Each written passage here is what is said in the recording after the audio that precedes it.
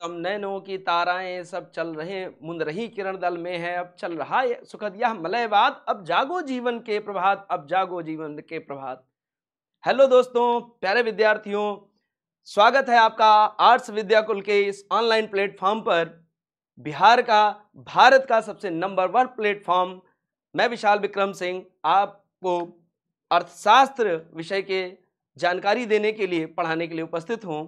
आइए देखते हैं, जैसा कि आप थंबनेल पर देख चुके होंगे कि आज हमको जो टॉपिक पढ़ना है वह है समष्टि अर्थशास्त्र के 4 महत्वपूर्ण घटक या क्षेत्र।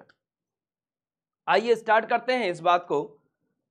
सबसे पहले तो हम ये जानना चाहेंगे कि ये समष्टि अर्थशास्त्र अर्थात एक व्यापक अध्ययन, जैसा कि हम पहले की वीडियो में बता चुके हैं आपको, समष्टि अर्थशास्त्र के अंतर्गत जहां व्यापक क्षेत्र का अध्ययन किया जाता है, सूक्ष्म क्षेत्र का नहीं, तो उसके जो प्रमुख घटक हैं या प्रमुख क्षेत्रक हैं उनका अध्ययन हम आज करने वाले हैं। प्रमुख क्षेत्र का मतलब होता है कि ऐसी इकाइयां, ऐसी शाखाएं, ऐसे उद्यम जो सबसे इंपॉर्टेंट भूमिका निभाते हैं अर्थव्यवस्था को, इकोनॉमी को बूस्ट करने में, आगे की ओर गति देने में। अब हमारा एक जो दूसरा पॉइंट है कि हम समष्टि शब्द लगा देते हैं तो समष्टि में व्यापकता विद्यमान होती है, इसीलिए यहां बड़ी बड़ी इकाइयों की बात, एकल इकाई की नहीं, बहुत सारी इकाइयों की बात करते हैं। किंतु हम यहां समष्टि अर्थशास्त्र के तहत 4 महत्वपूर्ण इकाइयों की बात करने जा रहे हैं, तो वही लिखा हुआ है कि समष्टि अर्थशास्त्र के 4 महत्वपूर्ण घटक या क्षेत्र। आइए देखते हैं। तो सबसे पहला जो क्षेत्र है वह है सरकारी क्षेत्र। यह ऐसा तंत्र है जिसके द्वारा नियम बनाए जाएंगे, कानून बनाए जाएंगे और नियमों के द्वारा ही सारा का सारा तंत्र, सारा का सारा सिस्टम काम करता है, आगे बढ़ता है। इसके बाद में फर्मों की चर्चा होती है। तो फर्म उद्यमियों द्वारा चलाए जाते हैं। किसके द्वारा चलाए जाते हैं? उद्यमियों द्वारा चलाए जाते हैं। उद्यमी अपने पास क्या रखते हैं कि ये उद्यमी कहलाए जाएं? तो ये पूंजी रखते हैं, ये पूंजीपति वर्ग होता है।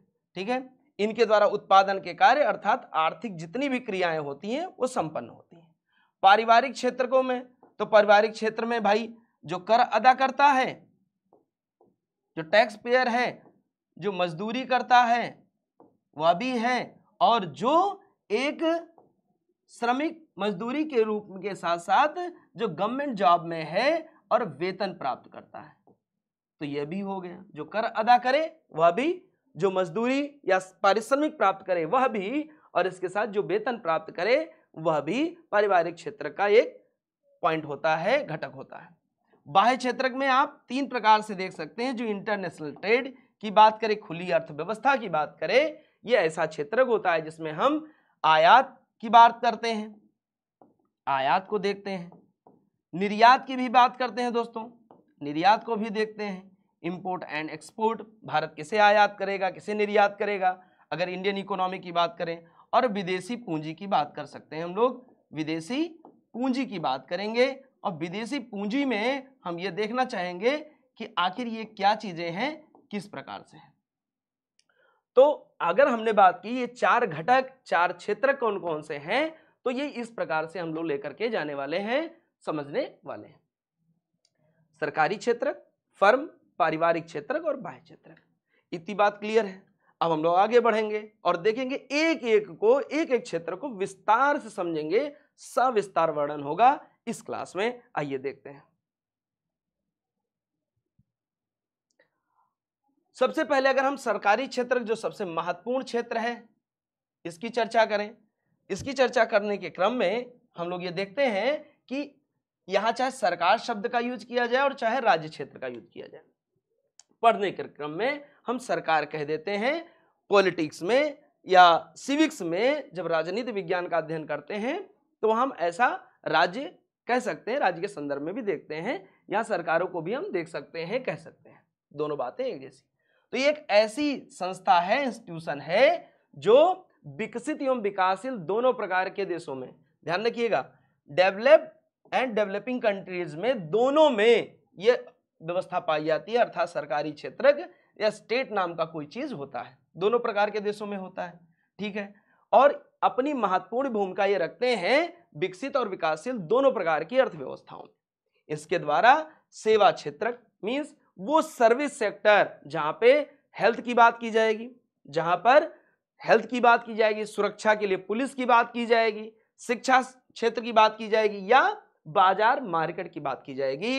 दोस्तों वो सेवा क्षेत्र को नियंत्रित करने वाले ये सरकारी इकाई या राज्य जैसी संस्था विद्यमान होती है हमारी इकोनॉमी में, इकोनॉमी के पार्ट में, अर्थव्यवस्था में। विकसित विकासशील दोनों प्रकार के देशों में होंगे। ये स्वास्थ्य, शिक्षा, पुलिस और बाजार को नियंत्रित करते हैं ऐसी सेवाओं को। राज्य को सूचित करने के लिए हम सुविधा के दृष्टि से सरकार शब्द का प्रयोग करते हैं। तो आपने मोटी मोटे तौर पे जान लिया होगा कि सरकारी क्षेत्र होता क्या है। सरकारी क्षेत्र विकसित देशों में भी होता है, सरकारी क्षेत्र विकासशील देशों में भी होता है।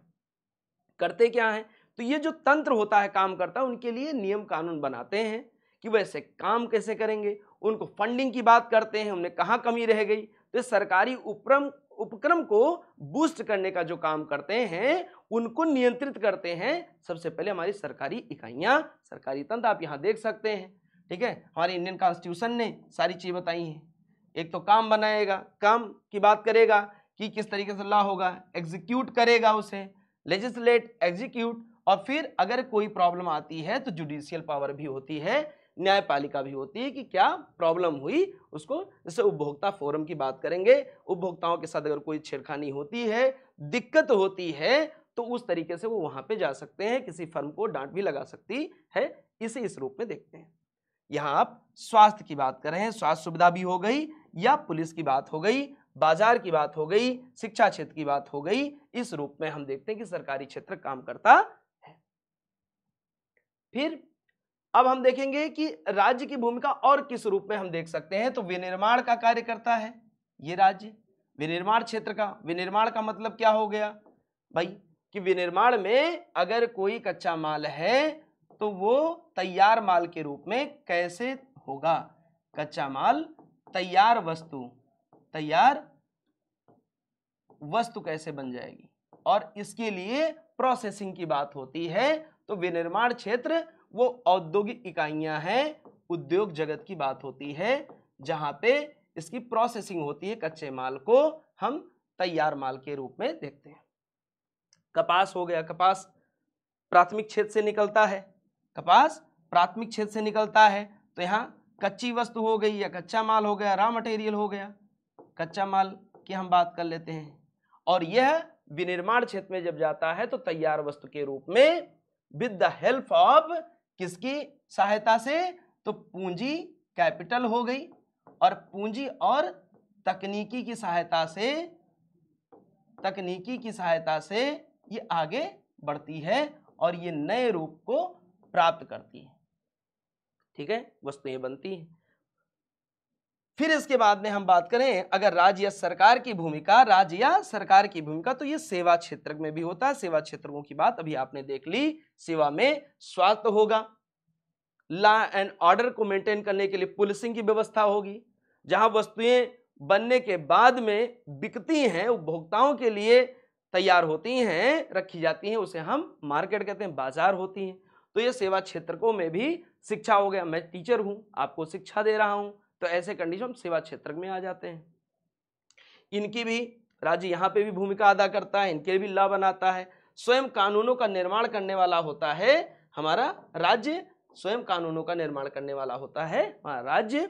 ये बात भी हम देखते हैं। इसके साथ साथ आधारभूत संरचनाओं की अगर बात करें, ट्रांसपोर्टेशन के लिए रेल की बात, सड़क की बात, ठीक है, हवाई पट्टियों की बात, पोर्ट की बात अगर करें तो ये बंदरगाह बनाता है, बंदरगाहों की बात करें, ठीक है, उनके रख रखाव की बात करें।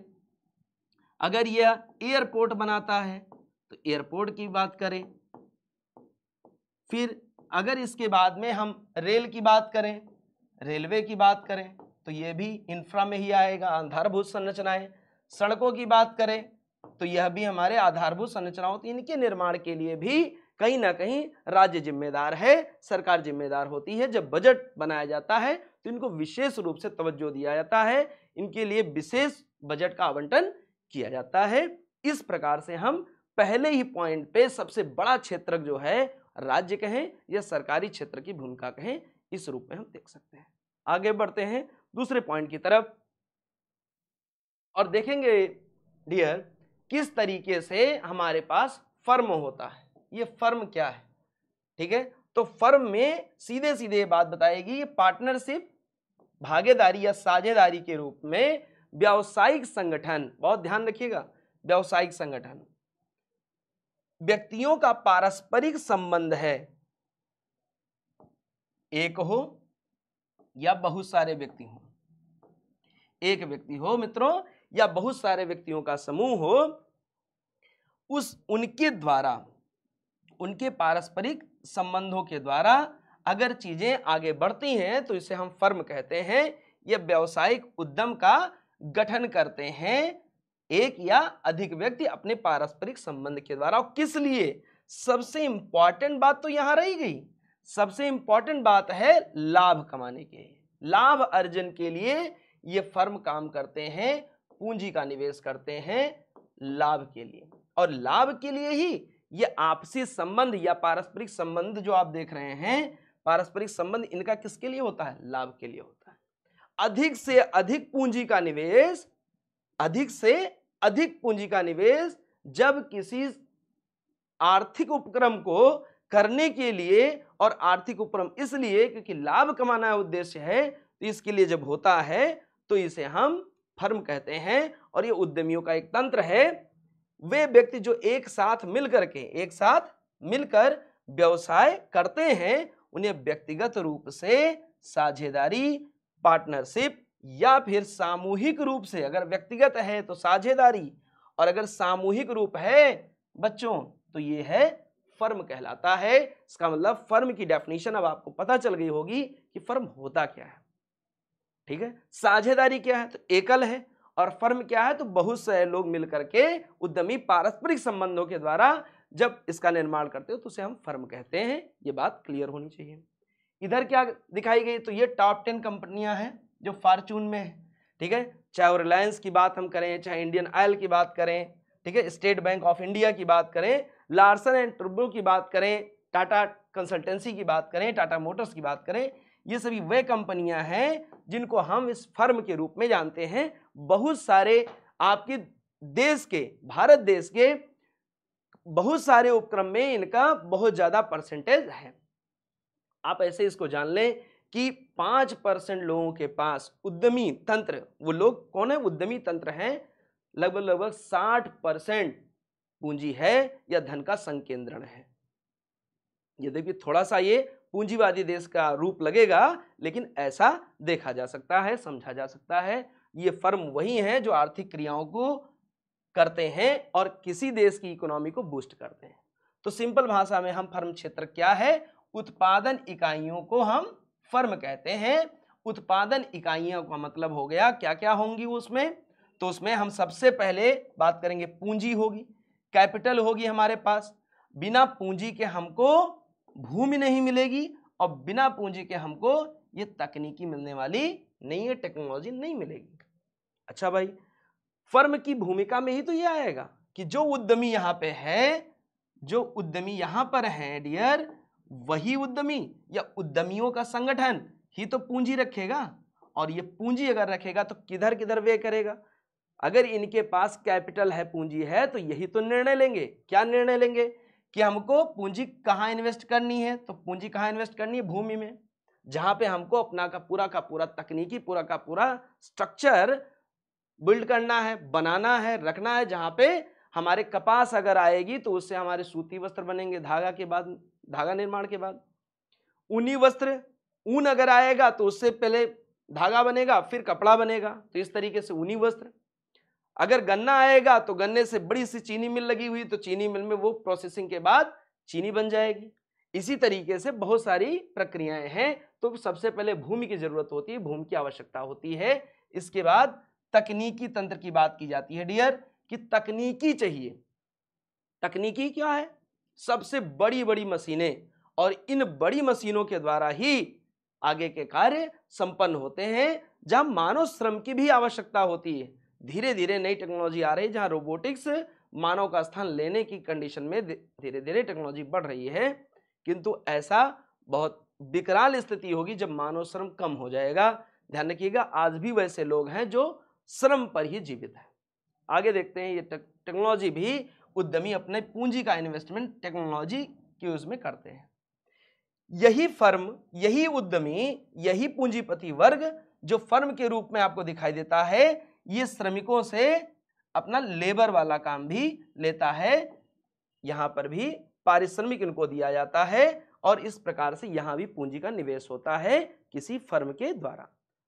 इस प्रकार से ये उद्यमी ही पूरे के पूरे तरीके से फर्मों में जुटे होते हैं और ये उद्यमी क्या करते हैं, पूंजी से उत्पादन प्रक्रम, मीन्स वो छोटी सी चीजें जहां पे सबसे पहले तो रॉ मटेरियल आएगा, कच्चा माल आएगा और कच्चा माल से धीरे धीरे इसमें क्या जनरेट होगी, तकनीकी के हेल्प से इसमें वस्त्र बनेंगे, अगर वस्त्र कंपनी है, ठीक है।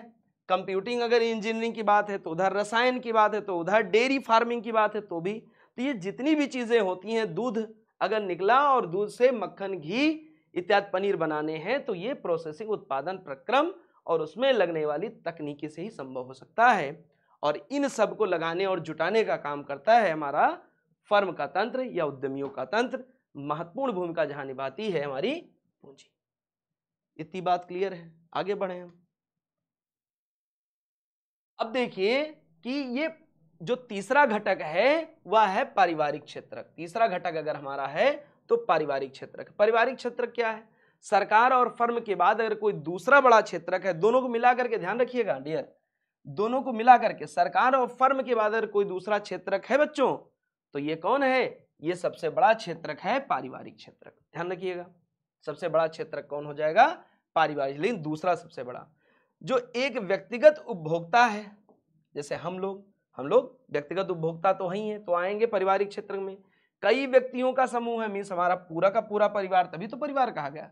व्यक्तियों का सदस्य या सदस्यों का समूह ही परिवार है, ठीक है, के द्वारा उपभोग किया जाता है।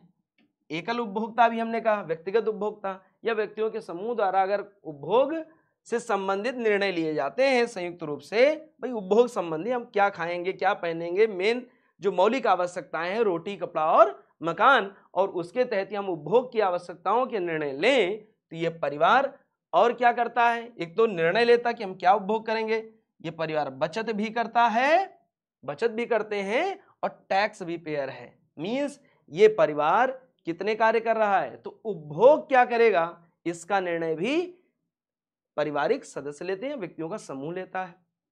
इसके साथ साथ ये टैक्स भी अदा करते हैं और बचत भी करते हैं, सेविंग भी करते हैं और टैक्स पेयर्स भी होते हैं। इसका मतलब है हमारी इकोनॉमी के जो चैन है पूरा का पूरा, जो बूस्ट करता है किसी देश की इकोनॉमी को, उसमें पारिवारिक क्षेत्र की बहुत महत्वपूर्ण भूमिका है। इसीलिए यहाँ पे सरकार और फर्म, जिसको आपने इतना विस्तृत रूप में पढ़ा, वहां अगर उपभोक्ता नाम की इकाई न होगी तो ये जो निर्मित वस्तुएं हैं और जो फर्म अधिक से अधिक लाभ कमाने के लिए ये काम कर रहा है पूंजी का निवेश, तो क्या ये वस्तुएं कोई परचेज करेगा?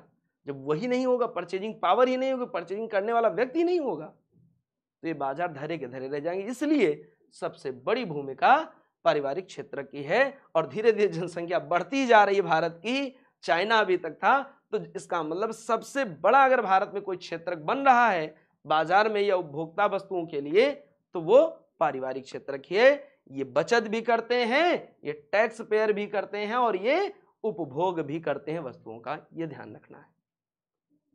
फर्मों के उत्पादों की जिस बाजार में बिक्री होती है वह सचमुच परिवार की मांग के बिना कार्य नहीं कर सकता। क्या होता है इनके पास, बोलो मांग।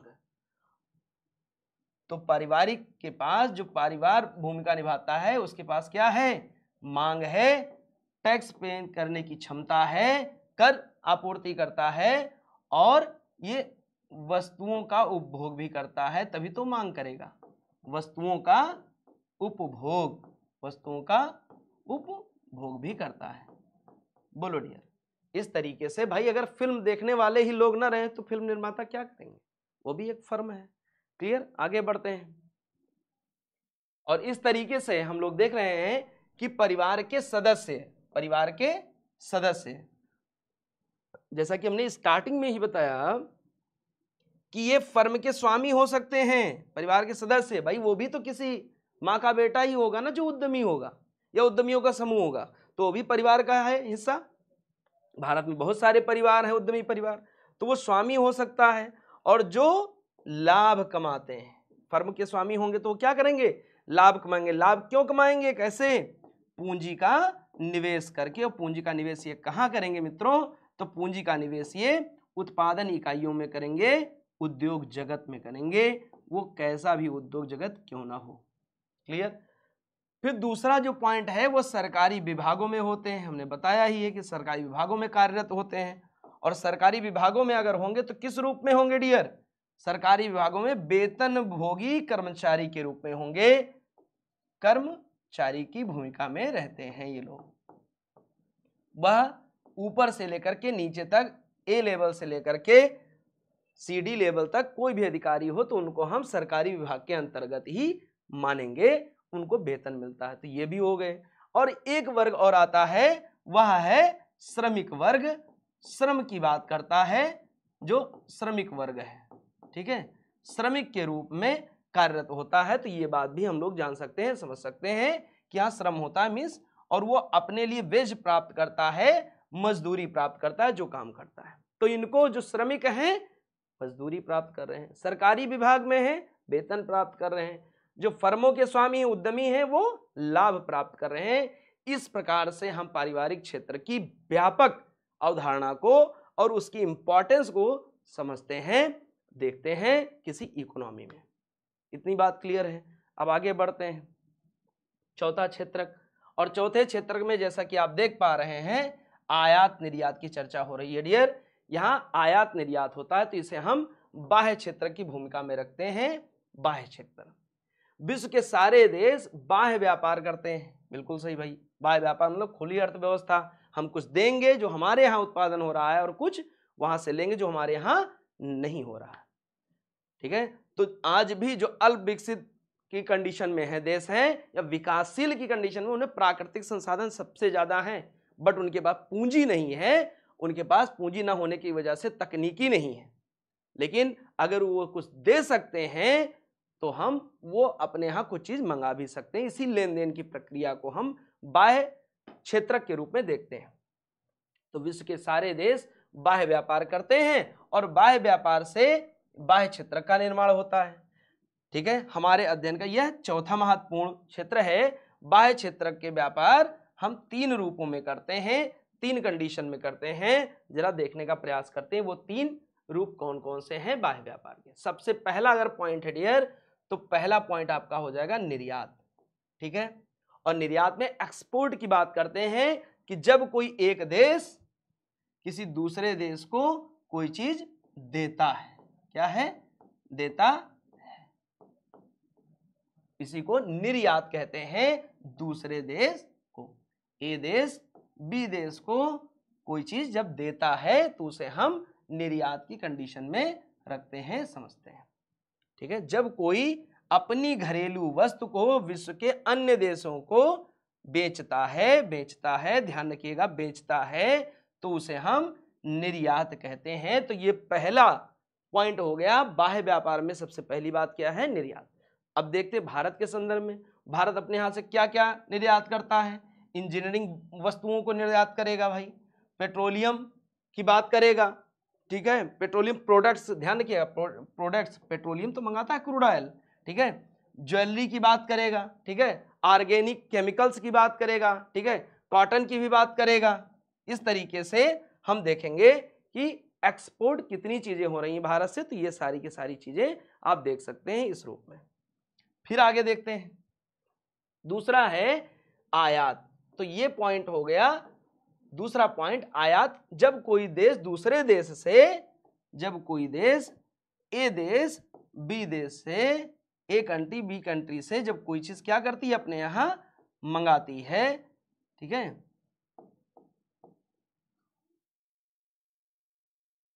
मंगाती है,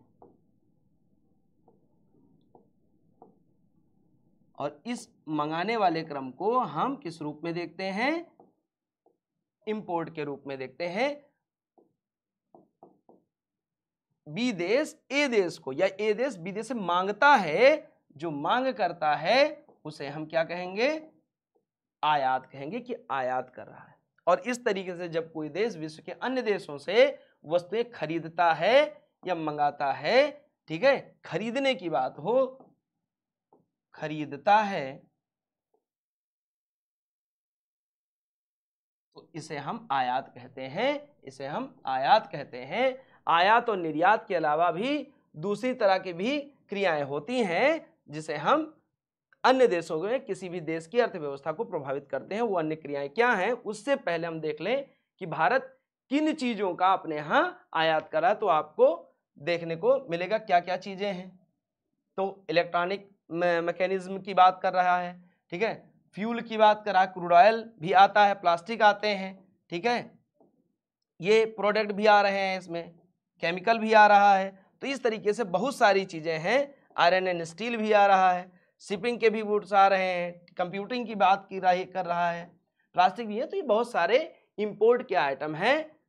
और इंपोर्ट और एक्सपोर्ट के अलावा भी मित्रों एक पॉइंट और भी है जो व्यापार को काफी प्रभावी बनाता है, वह है विदेशी पूंजी। और विदेशी पूंजी के रूप में ध्यान रखिएगा कि जो भी देश, अगर हम भारत के संदर्भ में बात करें, तो जो वस्तुएं हमारे ज्यादा होती हैं उसको हम जितना ज्यादा निर्यात कर पाएंगे, उधर से हम उसी रूप में, अगर अमेरिका को दें तो वहां डॉलर ही हमको प्राप्त होगा। तो अगर निर्यात बढ़ता जाता है तो इसका मतलब हमारे पास विदेशी पूंजी का निवेश या विदेशी पूंजी का स्टॉक बढ़ रहा है। आपको बताते चलें कि मानव पूंजी के रूप में भारत से सबसे ज्यादा लोग बाहर गए हैं। तो अगर वो वहां से धन का प्रेषण करते हैं तो धन प्रेषण के मामले में भारत पहली इकोनॉमी है, पहला देश है। ये बात ध्यान रखना है आपको। इसके अलावा हम इसको इस रूप में देख सकते हैं, किसी देश की अर्थव्यवस्था में विदेशी पूंजी का भी प्रवाह हो सकता है। और विदेशी पूंजी अभी हमने बताया, जितना ही हम निर्यात करेंगे, निर्यात करने की कंडीशन में दूसरे वाले देश से हमको सबसे ज्यादा विदेशी पूंजी मिल सकती है। और धन प्रेषण के मामले में, धन प्रेषण मीन्स बाहर के देशों से, बाह्य देशों से भारत प्रथम स्थान पर है, ध्यान रखना है। कोई देश विदेशों में पूंजी का निर्यात कर सकता है, ये ध्यान रखना है। किसी देश की अर्थव्यवस्था में विदेशी पूंजी का प्रवाह हो सकता है, या कोई देश विदेशों में भी अपनी पूंजी का निर्यात कर सकता है। और इस कंडीशन में आप इस पूंजी को देख सकते हैं, इसको एफडीआई के रूप में भी जानते हैं, ये ध्यान रखिएगा। उम्मीद करते हैं मित्रों कि आपको ये पूरा का पूरी जो क्लास थी, जो समष्टि अर्थशास्त्र के 4 प्रमुख क्षेत्रों की चर्चा पर आधारित थी, हम आशा करते हैं कि ये क्लास आपको बेहतरीन लगी होगी। बेहतरीन समझ के साथ हमने पढ़ाया, बेहतरीन कंटेंट के साथ हम हैं, और आशा करते हैं कि आप इसको देखेंगे, अधिक से अधिक लोगों को शेयर करेंगे, जिसके लिए विद्याकुल निरंतर प्रयास कर रहा है। और उसी कड़ी में हम इस क्लास को लेके आए हैं। हम आगे भी बने रहेंगे आपको ज्ञान देने के लिए, क्योंकि हमारा ये पूरी की पूरी टीम प्रतिबद्ध है आपके उज्जवल भविष्य के लिए। ध्यान रखिएगा, ये उन तक पहुंचाइए जो अभी भी ऑनलाइन ऐप को या और भी चीज़ों को प्लेटफॉर्म पे आने के लिए उनके पास संसाधन नहीं है। इसलिए YouTube की ये क्लास विद्याकुल आपके लिए लेकर के आया है। आपकी जिम्मेदारी कि उन तक पहुंचाइए जो इसके लिए आवश्यक हैं, जिनको इसकी जरूरत है। बहुत बहुत धन्यवाद मित्रों।